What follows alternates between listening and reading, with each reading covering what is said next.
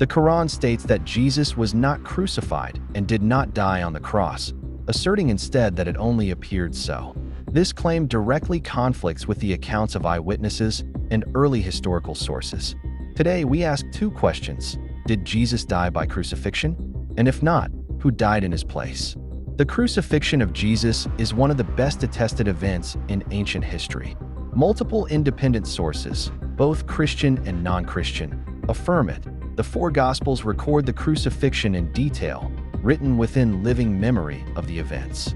Early Christian letters, such as those attributed to Paul, affirm Jesus' death decades earlier than later traditions. Non-Christian historians, including Roman and Jewish writers, acknowledge that Jesus was executed by crucifixion.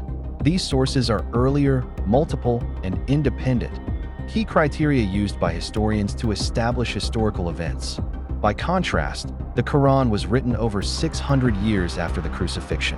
It provides no names, no witnesses, no alternative person identified, and no historical explanation, only a denial.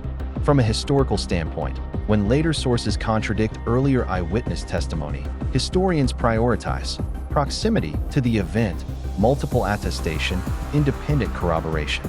By these standards, the crucifixion is historically secure. The Quran does not answer this question. This creates serious logical problems. Roman execution squads were trained professionals.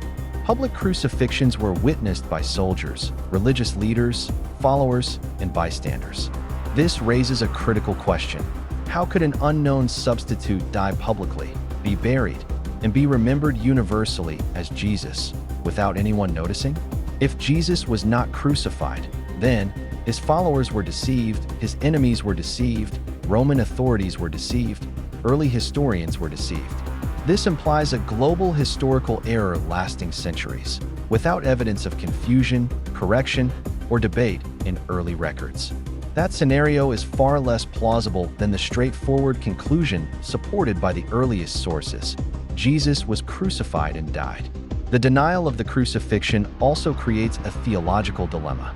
If God allowed the world's most documented execution to be misunderstood, it would mean God permitted widespread historical confusion. God allowed eyewitness testimony to be overturned centuries later without evidence. This contradicts the biblical understanding of God as truthful and consistent.